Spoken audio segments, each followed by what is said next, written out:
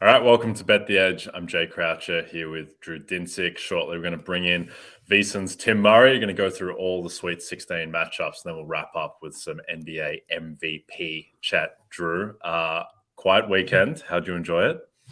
Yeah, I was just looking for stuff to do. I had great fun. Spent a couple days in Vegas, went up to Mammoth, did some skiing. We had all time conditions, Bluebird Day, and then got to watch Carlos Alcaraz bring home a nice Baccarat Crystal Trophy at the end of Indian Wells, and that was really something. Really special tournament for Alcaraz, 19-year-old kid here, and he is producing some of the most beautiful tennis you've ever seen. Just a masterful performance in the final against Medvedev, and excited to see if you can back that up in Miami. What other thing I very much learned this weekend, Jay? Last year I ran really hot in March Madness, having no information, no real read on the fabric of the tournament, and just kind of shot lucky, I guess. Ran good. This year, the opposite. Regression quite hard for me. I think I'm looking at. I'm out of every pool basically I'm in. I owe money in the Calcuttas that I'm in, and I think it really set in seeing Drake give up a 14-1 run to Miami to end that round one game was like, oh, okay, maybe this isn't my tournament. And then I had a huge position on Auburn. And then I think they somehow missed 20 free throws in the second half of that game against Houston. It was like literally like the lid was on the basket every time Johnny Brooms stepped to the free throw line. So at least I didn't go out swinging on Purdue was going to win at any price. But it was still a very painful March Madness first weekend for me. So just a good reminder to stay in your lane sometimes. Yes. Fortunately, I've been more invested in blockbusters like Celtics Jazz on Saturday night, cheering for Walker Kessler. Really good game. Great game. Better than anything I've seen in March Madness, to be honest. Just Taylor Horton-Tucker just delivering off the pick and roll late. But anyway, enough Taylor Horton-Tucker. Let's bring in Tim Murray from VSiN. Tim, welcome. Thank you for joining us. I hope you didn't have Gonzaga spread or Purdue money line or Arizona money line and such. But let's get straight into it. Talking about the Thursday regionals, Kansas State, Michigan State, they're 1.5-point favorites. The total is 137.5. What do you make of this one? Well, I just want to correct Drew real quick. Drew, it wasn't a 14-1 run. It was a 16-1 run. Oh, not that I had Drake or anything. Into Memphis while I was watching that on a plane ride as they gave it away late in that game. But we move on. We press on. And, we try to find some winners. The Michigan State-Kansas State game, Madison Square Garden. You think about just the scene, obviously, Michigan State fans, I think, will take over that arena to an extent. You've got Tennessee and Florida Atlantic. That'll be the late game. But I always say this, to an extent, not always, but the line kind of tells you a story, right? And this is a 7-seed in Michigan State that's laying points here against Kansas State. And the market has been pretty reactionary to the Spartans in this spot. Maybe Kansas State not getting enough love. That was a really impressive performance. Remember, they were a dog against Kentucky and pulled that out. Jerome Tang has done an incredible job in his first year there with the Purple Cats to get them to this point. But, Michigan State certainly, when you think about Tom Izzo and the way that he has thrived in the NCAA tournament in this one-and-done type of situation, a great 3-point shooting team, which is sometimes a gift and a curse. I mean, we've seen some really good 3-point shooting teams just fall flat on their face. I had Utah State in the first round against Missouri, shot 4 of 24 from the three, top 10 3-point shooting team. I mean, sometimes those variants kind of hit you hard. Think about Kansas State though. They've got some guys. I mean, Marquise Noel, Keontae Johnson. Those are guys that'll play, basketball for a long, long time. And, one thing that has impressed me with Kansas State is I saw a nugget when it came about, the Purple Cats entering the NCAA tournament. And it was, top seeded teams 1 through 4 that had dropped 2 or more in a row heading into the NCAA tournament were 17-0 straight up and 14-3 ATS. Whoa. And Kansas State fell into that category, and they took care of business against Montana State, and here they are rolling. So I don't have a personal play on this one yet. Looking at Michigan State a little bit here in this spot, just kind of riding the hot hand, right? I mean, what they did against USC, especially pulling away in the second half, and then, yesterday against Marquette. For Marquette, this isn't a knock on them because I thought they played kind of over their skis the entire year, guys. To win the Big East, to win the Big East tournament as a team picked to finish 9th in the Big East preseason. I mean, the only teams that they were picked to finish ahead of were Georgetown and DePaul. And they ultimately, were the 2 seed in the East region. But, Michigan State in this spot, laying 2 will look a little bit there towards the Spartans, but no official play yet for me on this one. As I was cruising prices in this region, and the East, as it stands, by far the weakest of what is left, and I'm kind of shocked that Tennessee's only plus 120 to come out of this region. They look like the class of this, of who is left. And even though, Tom Izzo does create magic in the month of March, we all know this. It's been this way for 20 some years. But it still feels like recency bias to make Michigan State a favorite in this game. And particularly, going up against what is a true top 4 team in the Tennessee Vols, who got underseeded as a 4 seed. Any swing away on Tennessee plus 120 to win the East? It's interesting, Drew, because you think back to the second round and, people thought they were stealing money by laying a short number with Duke, right? I mean, Thursday night, Duke wins by 23 against Oral Roberts. Tennessee, life and death with Louisiana Lafayette. And, so many people out there, maybe not ones I necessarily run to for my betting advice, but a lot of people with big platforms were saying, oh, Duke's going to win the East region. And, they got pros and the way they were playing, especially defensively. I understood that. But, I said it on Thursday night. Look, we're going to have to take Tennessee in this spot. This is going to be a massive public play on Duke. And, to Tennessee's credit, here's the thing, though, Drew. I said it all along about Tennessee. I'm not going to trust this team. They're really elite defensively, but they can run into ruts offensively. So at that short price, personally, I wouldn't be interested in Tennessee. And I actually have a play on the Owls, Florida Atlantic, in this one. There's still a 6 out there, at least where I am in Las Vegas at Circa. I think you're going to start to see some play on Florida Atlantic. Once again, Florida Atlantic, a bit of a variant team, pretty good 3-point shooting team. Really didn't play all that well, in my opinion, against Fairleigh Dickinson. Obviously, as I mentioned, was fortunate to beat Memphis in the first round, if not for a Kendrick Davis turnover late in that one and, some questionable decisions down the stretch by Memphis. But that all being said, when you're Tennessee and you're a team that kind of plays this slow, methodical style, laying a number like 6 is really a risky proposition, especially against an FAU team that I think can shoot and fill it up quite well. So I took the 6 with Florida Atlantic in this spot. And I think too, Drew and JD, I think, the NCAA tournament for the most part, especially from round 1 to round 2, is one of the most reactionary betting situations where I think us as people who kind of keep an eye on this, and don't instinctually react can take advantage of that. So it's like, what have you done for me lately, right? Tennessee Duke was the perfect example of Tennessee struggled. Duke was great. The line was overinflated. Now maybe we get a little bit of a reset here. So I like the Owls here to keep it close. I don't know if Tennessee, hey, maybe Drew, we can work together. If we can get a handshake where Tennessee wins by 1-5. Yeah, I just want to win. Let's make that work. Yeah, well, if you can get 6, that's a good number because it's starting to crack down towards 5 where it is on PointsBet at the moment. Let's jump to Arkansas, UConn. UConn 3.5-point favorites. The total's 139.5. UConn, I think, were a pretty popular bet to go all the way pre-tournament where they were in that 18-1 range. That has now effectively halved into plus 900. Pretty solid start from UConn. Tim, what do you make of this game? Well, another team, Drew, you mentioned Tennessee and how the metrics like Tennessee. UConn was kind of the darling, right? I mean, they were a 4 seed in the West and they were 4th in KenPom. I mean, this is a team that the metrics have really loved ever since they went out to Portland around Thanksgiving time and won the PK 85. They went as high as number 1 in Ken Palm. So this is a team that the metrics have loved, kind of had a little bit of a rocky road.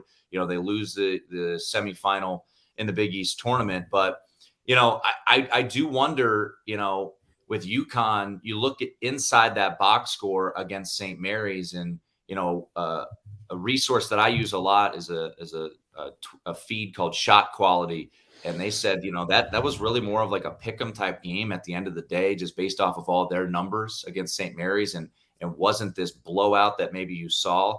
The thing about Arkansas that I find so intriguing is they can drive you absolutely crazy. I had Arkansas in the first round against Illinois. They threw an alley-oop up 10. They missed it with like 1:45 to go. They're fouling with 15 seconds to go, up like 8 or 9. So they're a team that can drive you crazy. But the talent is undeniable. I mean, they have 2 lottery picks on that roster. And, Musselman, whatever you want to say about him and his antics and, jumping up on the scores table and waving his, shirt all around his head. I mean, he gets it done, man. I mean, he's been to 2 straight Elite Eights. Last year, remember, in this round, Arkansas went up against Gonzaga and took him out. So I took Arkansas on Saturday against Kansas. I didn't think they'd win the game outright, but I thought getting the points with a arguably more talented team was maybe a way to go there. Ultimately, pull it off. So the look for me is Arkansas here to take the points here. Still got to dive into it a little bit more, but you're starting to see a little bit of respect in the market come for the Razorbacks, right? This thing opened 4 and has just ticked down just a little bit down to 3.5. So, talent alone, I would have to lean towards Arkansas in this spot. Yeah. And I mean, not an expert at college basketball, as noted off the top. But at the same time, this seems like a little bit of a potential look ahead spot for UConn. They're already thinking about UCLA, Gonzaga, and who they're going to face in the Elite Eight. And Arkansas could be the spoiler here for what would be a pretty unbelievable Elite Eight, regardless of what happens in the other side of that region, which brings me to the key question. What happens on the other side of this region, Tim? UCLA, Gonzaga. This is the best game of the Sweet 16 by a mile. And I can't wait to see this play out. Kind of surprised UCLA opened as favorites. This is the game, man. There's no doubt. And the market, to your point, Drew, about kind of your shock of how this opened, I've been surprised at how it's moved. I mean, the market is respecting UCLA here. I think the worry you have to have about Gonzaga, and by the way, just a quick aside, for all the dopes out there who say, Gonzaga doesn't play anyone from January to March. Yeah, they're in their 8th consecutive Sweet 16, which is now the 3rd longest streak of all time. So, it doesn't really matter all that much. They're pretty darn good and know what they're doing out there in Spokane. Going against Gonzaga, I'll go on both sides here. So going against Gonzaga and why that should scare you. The second half last night, what that offense is capable of in a blink. They get up and go. They are a flamethrower, man, when they get rolling offensively. And you saw it last night, whether it's inside and out. I mean, Drew Timmy's got an old man game that, makes 45-year-old dudes at the Y just cry because it's so elite of just, he had one move where he shook with his left and then kind of came back with this, baseline hook. I'm like, how does he even do that? But they got guard play too. Now it's not elite guard play. It's not Jalen Suggs guard play like it once was, but this is a team that has the best offense in the country since, the past 6-7 weeks of the year, according to Bart Torvik, is the best team in the country. But what worries me certainly is that UCLA, they can defend, man, but they're missing their best defender. And that's certainly been the biggest question about this Bruins team moving forward, guys, is how is this team going to respond when they don't have Jalen Clark out there, which they won't for the remainder of the year? And I think that's the question you have to have. I mean, they bulldozed UNC Asheville. Northwestern gets the fortunate cover there with a late foul in the closing seconds to cover that number. But, these are 2 teams, veteran teams. Obviously, you think back to 2 years ago, and a lot of those players from UCLA's team were on that roster when they lost at the buzzer against against Gonzaga in the Final Four when Jalen Suggs hit the buzzer beater. So, when I look at this game, My initial inclination just blindly was to roll with Gonzaga, but I do get a bit worried knowing that this is a Gonzaga defense, guys, that really, really struggles. And, when you break down historically who wins championships, it's these teams that are balanced between offensive and defensive efficiency numbers. And that's not what Gonzaga is. They're number one in offense, 76 in defense. And you saw it last night where TCU can really got going. And when you look at UCLA, albeit without Jalen Clark, which is obviously the big concern and probably why I haven't gotten to the window yet on UCLA, I do have a UCLA future because I thought this was the most complete team in the country, guys, when healthy. Obviously, they're not healthy right now. So, the market's respecting UCLA. I do wonder if is it a head fake? You're going to see people come back in on Gonzaga. My guess, guys, is this going to be a very heavily two-way game. And I can't wait to watch it. Look at that total. That's high. Maybe you look, it's scary to say play it under in a Gonzaga game when they are, they have the ability that they have. So we'll see. But I think UCLA is going to want to, muddy up the works here. There's the second best team in the country per defensive efficiency. But once again, the big asterisk next to that is no Jalen Clark. Yeah, Tim, I think that shot you mentioned from Jalen Suggs that he hit, I think that's the last shot that he hit on a basketball court. I don't think he's actually made one in Orlando yet. Before we get to Friday's games, a reminder to download the RotoWorld app to receive breaking player news all season long. Stay ahead of the competition by favoriting players on your roster. Get the latest injury updates, player news, and much more delivered right to your phone. It's available in the App Store today. All right, let's talk Friday regionals. San Diego State against Alabama, a one seed that's actually taking care of business. Alabama 7-point favorites, totals sitting at 135.5. What do you think of this one, Tim? So look, the Mountain West has become a punching bag because they stink in the NCAA tournament, right? They had 4 teams make it, 3 teams bounced in the first round, but not for San Diego State. Now, San Diego State got the miraculous cover against College of Charleston with the late foul, but they took care of business and really stifled a Furman team in the second round. Alabama has cruised so far, as you mentioned. Last second 3 against Texas A&M Corpus Christi, got the Islanders home for the cover, but that game never in doubt. And you look at the fact that Brandon Miller didn't even score against Texas A&M Corpus Christi was quite something. When this Alabama team is right, as we've seen in the SEC tournament and really the first 2 games here, there's a reason they're now, guys, plus 350 at most spots and the favorite to win the NCAA tournament. I kind of like San Diego State here. I think this is a team that's going to make it really hard for Alabama to get what they want to do. Styles makes fights. And, Maryland, they were one of the slowest teams in the country. Alabama's one of the fastest teams in the country. Ultimately, Alabama, was just way too much for Maryland, and they pulled away. I'm going to look, and I'm going to take San Diego State. I'm just going to wait and see if, the public kind of pushes this up a little bit more because, people love offense. People love what they've seen last, and what we've seen so far, to your point, Jay, is, hey, this is an Alabama team that has looked like a 1 seed. Has not struggled. Houston struggled in the first round against Northern Kentucky, was down double digits at halftime to Auburn. The other 2 1 seeds are gone. This is the true best team remaining. All right, well, let's see him prove it against an elite defensive team in San Diego State, a veteran team.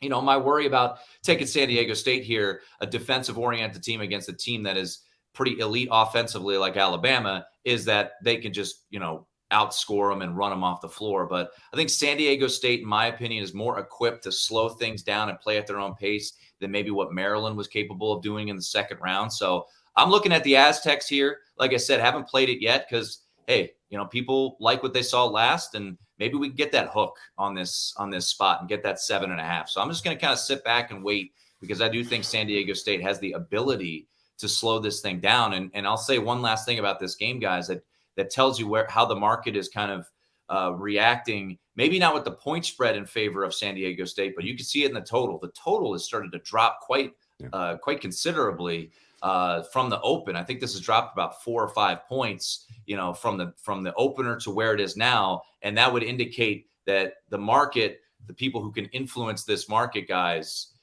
think this will be more of a slog than it will be up tempo. So that would lean me to say that the Aztecs are more of the side in this spot. That makes sense. And honestly, I think if the total's coming down, if this is a tighter game, the points are going to look pretty appealing to a lot of the professional players out there. I would think 7 is probably going to go the other way. So I'm going to, if getting involved, I would not wait until day of here because I don't think you're going to get 7 points. That said, Alabama they were the winners of the weekend. Mm-hmm. Period. The entire side of that bracket, really this San Diego State game feels like probably they could be their toughest test on the way to a final. I mean, obviously, they lost to Tennessee, and if Tennessee Alabama is your semifinal game, that'll be must watch, very very entertaining. But this feels like Alabama survive in advance, and then you're talking about a pretty straightforward path to the finals here. So we'll see how this ends up breaking down. But the other half of their bracket, as we mentioned, features the Blue Jays and the Tigers. The Tigers, obviously, not everyone. Oh, wait, Princeton Tigers. Princeton is in the Sweet 16, Tim. Princeton Tigers, that is. And I really did not see this coming in any way, shape or form. I was telling people who, watching basketball with over the weekend, I was more surprised with the Princeton upset over Arizona than I was even with Purdue losing to Farley Dickinson, even though, numbers would say that was a more outrageous result. What do you make of this run? And should the team with the best player on the court be getting 10 points? Look, I don't know. I mean, look, last year, something about the state of New Jersey at this time of year for some reason, right? Last year was St. Peter's. This year it's Farley Dickinson and Princeton. Back-to-back years, we get 15 seeds from New Jersey making it to the Sweet 16. So throw up your shoulders. Like we saw last year, the run ended hard for St. Peter's in the Elite Eight against UNC. Just the athletes emerged there. I don't think this is a spot necessarily where, Creighton's going to overwhelm them with athletic ability. But, we talk about the metrics a lot. The metrics love Creighton, and they have all year. I mean, this is a team that is top 15 in defensive efficiency, top 25 in offensive efficiency. They could shoot the ball incredibly well. They got a rim changer in Ryan Kalkbrenner, 7'1" center. Baylor Shireman can light it up from outside, even though his numbers haven't been phenomenal this year. But they got great shooters. They know how to space it. I was really impressed by their performance yesterday against Baylor. The Blue Jays ended up a favorite. And, I was texting with your producer, Adam Wise, and we were like, yeah, this line, once again, going back to sometimes the line tells you a story.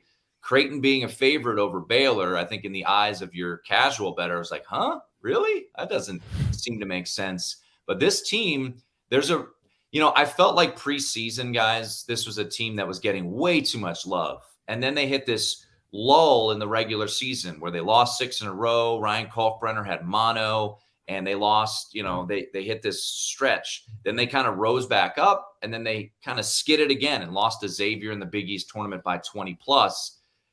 I don't really want to lay 10 here. So I'll just be honest there. I did take a position on Creighton preseason to win the title at 40-1. And then I have them to win, I took them to win, to make it to the Final Four at 12-1. So I'm just going to kind of sit back. But I was surprised that Princeton dismantled Missouri in the way that they did, honestly, in the second round. So that's why, I'm not in the race to lay 10 with a Princeton team that's clearly very well coached. I think back to the Arizona game, that the thing that surprised me about the victory for Princeton over Arizona, we've been watching the NCAA tournament our whole lives. And usually when a big upset happens, a team plays out of their minds. They shoot, think back to, it's way back in the day, but Villanova beating Georgetown in one of the most infamous upsets in the national championship game. I think they shot like 68% from the field or something absurd like that. Princeton shot poorly against Arizona and won. So that was the thing. I was like, whoa, this team just beat Arizona and shot poorly from the field. All right. Maybe this team is the real deal. And then they smoked Missouri. So, I'm not laying 10 here with Creighton, but I think Creighton's the better team. I think they will emerge, and, we'll see. I think, to your point, Drew, I think San Diego State, in my opinion, is a trickier matchup for Alabama than Creighton will be. Even though Creighton's good defensively, I don't think stylistically they would be that big of a hindrance for Alabama. I think San Diego State could be the one that would be the more of the fly in the ointment, so to speak, for Alabama and their run to a Final Four. Yeah. Tim, I think to your point on the Princeton game, what was so shocking about that is the last few minutes, it never felt like Arizona were going to win. And it felt like, you're watching the game and as someone who, hasn't watched an immense amount of college basketball throughout the season, like who's the 2 seed here? Which one's the 2 seed? Because they looked very evenly matched. Let's talk about Miami, Houston. Miami hated on this show now after they took down Drake. We're a Drake and Carlos Alcaraz show here. Houston 6.5 point favorites. The total is 137.5. What do you like here, Tim? Initial thought, just like, wow, there's a lot of points here, right? I mean, Houston is a team that I thought would win the national championship coming in. I've had a future on them for quite a bit. Very veteran team, guard oriented. It seems like these two teams do, kind of do the same thing. And Miami, like you mentioned, enemy number one for the finish against Drake, 16-1 to close out that game. But, Jim Larrañaga is a coach who, said after the game last night, hey, we didn't play well against Drake and we escaped. We played great tonight against Indiana. So now I do wonder, okay, we've seen a fortunate performance, then a great performance. What are we going to get in store on Friday night against Houston? Houston's a team that we saw what they're capable of in that second half. And I know, sorry, Drew, I know that brings back some pain there, but this is a team that after they had beat Northern Kentucky, it looked like they were at a funeral. Like, they had just lost. And then they've got injuries, right, with Jamal Shedd and Marcus Sasser. And Shedd didn't play all that well last night, but it was Marcus Sasser playing really well. So I still think Houston is the class of this region, even though Texas, has high-level talent. And if they've got a little bit more time to kind of heal up their wounds, and I think it's a big thing, for Miami, an overlooked aspect of Miami's win over against Drake, guys, was the center, Omier, had an extra day to heal up his ankle from the Duke semifinal game in the ACC tournament.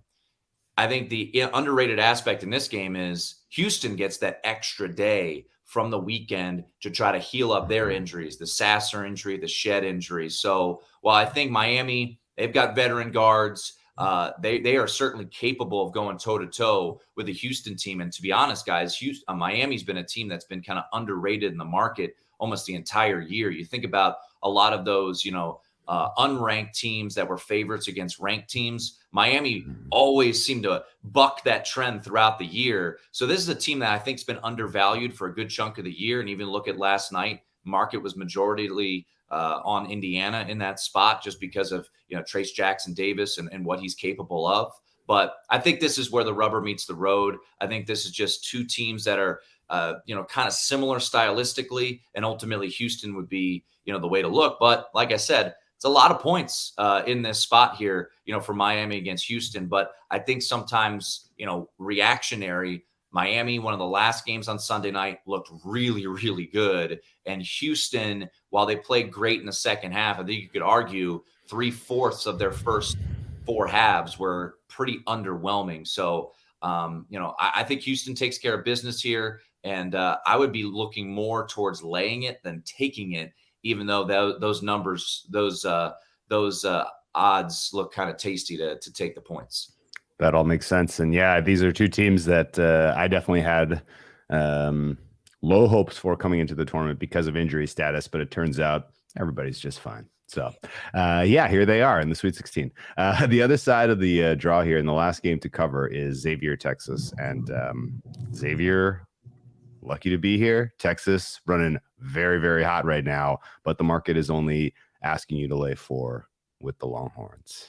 Yeah, and I'm kicking myself, Drew, for not laying it with Xavier on Sunday, because that was your overreaction game, right? Mm-hmm. What did we see? Pittsburgh won in the first 4, held on, fortunate to win, and then they hold Iowa State to 41 points and they win by 18.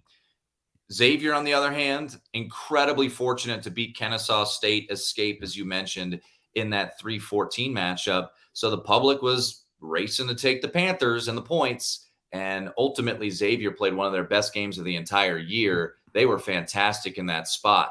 I still think at the end of the day, while Xavier has been able to overcome the loss of Zach Fremantle, at some point, guys, you just got to be full strength. And this is one of their best players, if not the best player. I know Sully Boom has been fantastic. And, Adam Kunkel makes the big block against Kennesaw State that kind of saved the game. Honestly, it looked like, the Owls had a chance to get the win there. And here he comes on the, actually it was Nungy. I beg your pardon. Jack Nungy comes over from the blind side and blocks the shot away. So, Texas, as you alluded to, Drew, I mean, this is a team that seems to be hitting kind of peak form.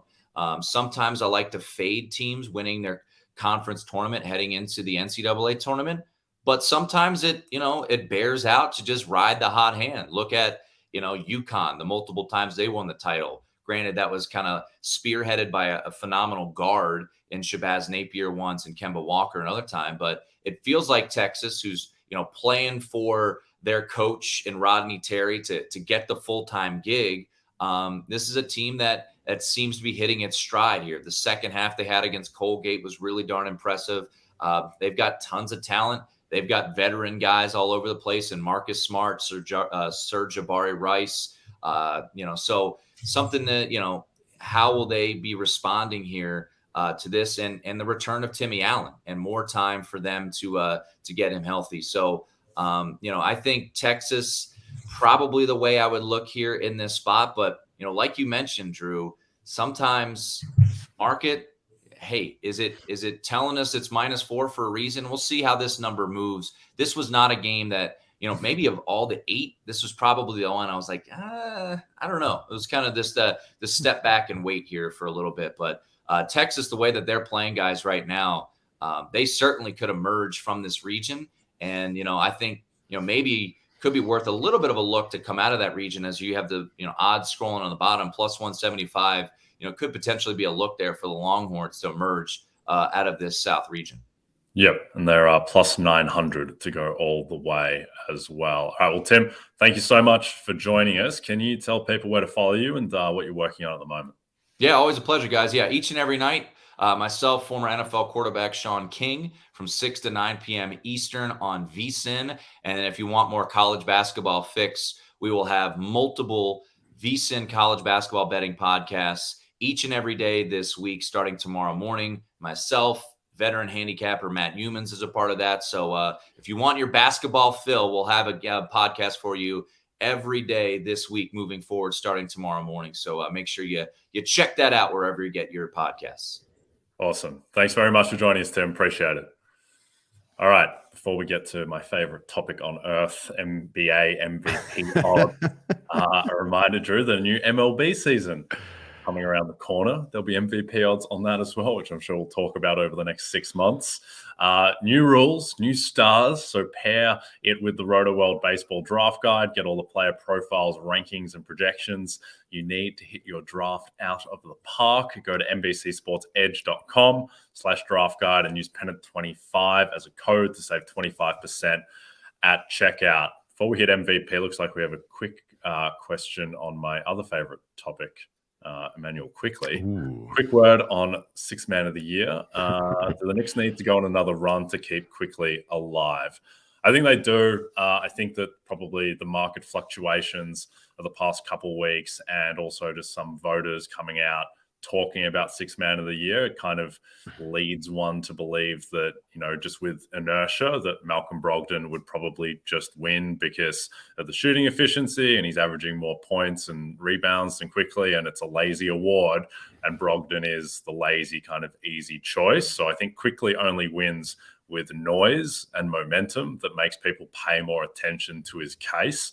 And that noise and momentum only comes if the Knicks finish on a run. So I think the Knicks have the third easiest schedule left in the league. I think they're probably going to get a break today and play the Wolves without Anthony Edwards, who would be shocked if he came back from that, but he's questionable. So if the Knicks close 8-2, that gets them to 50 wins. Then I think the noise would be enough that Quickley can definitely win. If they close like 6-4, I don't think he's going to win. But I think Quickley's very alive. I'd make Brogdon the slight favourite, but I think Quickley is definitely alive. What do you think, Drew? I think he's alive for sure. Plus 250, I think, is a fair play. This should be closer to 50-50 in my mind. Celtics, I don't see an event coming where that team is going to flip the switch and people are going to enter, awards voting with any kind of Celtics momentum. Like, oh yeah, this team deserves some serious credit here. Whereas you mentioned it, the Knicks come down the home stretch. They have a tough at Miami after this Minnesota game on Wednesday. They have a tough at Cleveland Friday, March 31st. Other than that, they could realistically should be favored by 4 to 8 in almost every other game on their schedule. And so for those reasons, expecting the Knicks to finish with a little bit of momentum coming off of that Saturday win against the Denver Nuggets. I'm not sure if you saw that, but the Knicks beat the Nuggets 116-110. Jalen Brunson returns, and all of a sudden this team is amazingly good again. So excited to see what they look like with Brunson, coming off of the injury, and I do think they can finish hot. So plus 250 for Quickley, I think, is a play. Yeah, I agree. I think that's too big. The other thing, just lastly on this, is that Rob Williams is expected back next game for the Celtics. And when Williams is playing, that makes Brogdon the 7th man on the team behind Derek White and the 5 starters. And the last time we saw the Celtics fully healthy, Brogdon was playing like 21, 22 minutes a game, taking 5-6 shots a game. So there's a huge chance that he kind of ends quietly, putting up 12 points a game, 12, 13 the rest of the way, while this Celtics team, which has really bad mojo at the moment, and no one wants to really reward them. So if that coincides with a Knicks surge, then I think Quickley will win. But yeah, it is pretty close. All right, NBA MVP, where Joel Embiid, who was, what was he a week ago? Is he plus 500, plus 600, that type of price? Big number, yeah. And now he's minus 250. Nikola Jokic. We'll talk about that. That's a bit aggressive of a reaction. Nikola Jokic is plus 300 and Giannis is plus 375. And Drew, we've talked about this offline, but to me, the entire kind of crux of the MVP race and what everything turns on is Philadelphia's remaining schedule. So this is Philadelphia's remaining schedule. And the added thing here is that they don't have any rest. There's maximum 1 day between all these games until the end of the season. So they play Chicago tonight at home. That's their easiest remaining game. But Chicago is playing better of late. That's not an absolute layup. Looks like they're 7.5 to 8 point favorites there. And then it goes at Chicago, at Golden State, at Phoenix on a back-to-back, at Denver, which would be massive, home to Dallas on national TV. Dallas, who destroyed them last time they played. Home to Toronto, who the market loves and is playing really well. At Milwaukee, which is going to be huge, and we'll talk about that. Home to Boston on national TV. Home to Miami on national TV. At Atlanta, and then their last day of the season at Brooklyn. That game's probably not going to matter for MVP. Everything will probably be decided by then. And so I think meanwhile, Giannis has an easier than average schedule. So if you told me that the schedules were the same the rest of the way, I would say that this is right, that Embiid should be minus 250 because he's on the path. But the fact that he has by far the hardest schedule in the league, and Basketball Index projects the Sixers to close 6-6 as an average outcome. 6-6. 538 projects them to close 7-5. If Embiid closes 6-6, I think he's just done. Like, he's not going to win. He'll have no momentum coming down the stretch. If he goes 7-5, he's also in a bit of trouble. So, and those are like the average projected outcomes, particularly if you're throwing in losses to Denver and Milwaukee as part of that. So I think Embiid has a lot of banana skins that he has to avoid slipping on.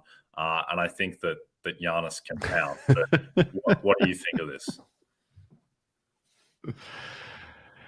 Well, my first thought is, why did the league do this to the Sixers? This schedule is unbelievably poor, like unbelievable. Wow.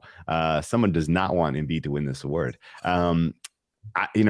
If the Sixers take care of business down the home stretch here, because they are the only team of the kind of teams that are kind of preparing for the playoffs, if they are literally leaving it all on the court to get Embiid this award, the team, then they could win these games.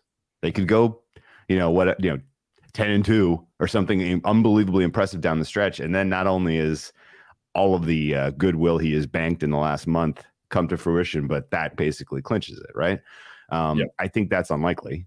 And I think the play is pretty obvious. I think you take Giannis right now if you can get it in the 4-1 range. And I think you circle the Sunday between Final Four and championship basketball when everybody is literally like, oh yeah, the NBA is around. What game is on tonight? Oh, it's Bucks Sixers. This is cool. Your top two favorites for the MVP are playing on a big time stage on a Sunday. Like, that's going to be one of the kind of most picked apart games across the voting block all season. And Bucks are going to be 4-point favorites. Yep. Something along those lines.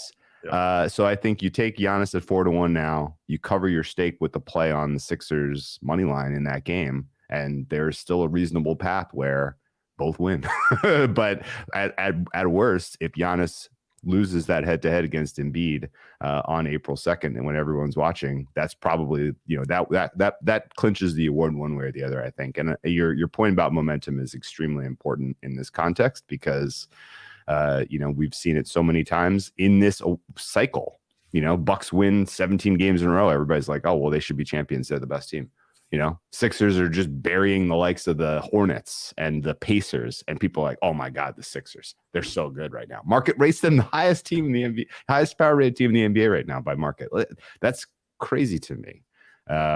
So yeah, I mean, momentum is everything. It's a recency bias. So, awards are recency bias incarnate. So I think that's the strategy. Yeah. And to be clear, like if I had a vote, I'm not sure Giannis would even be on my ballot. Like I don't think he deserves it at all. But I think that Giannis, just like it's been not since Malone beat Jordan in '97, has the kind of consensus best player in the world, had the best record in the league, and not won MVP. And so I think that Giannis, like Basketball Index projects he's going to finish 4 games ahead of Embiid with the 1 seed and the best overall record. And if he does that and beats Embiid as what, you're going to be like minus 170 money line favorites in Milwaukee, that type of range. It's going to be so hard for Embiid to win when he has the rest of this schedule.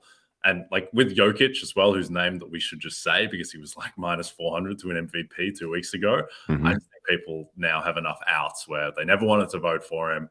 He was taking the decision out of their hands. And now this stretch of, where they lost 5 or 6, I think he has to sweep Giannis and Embiid in this upcoming round robin of death.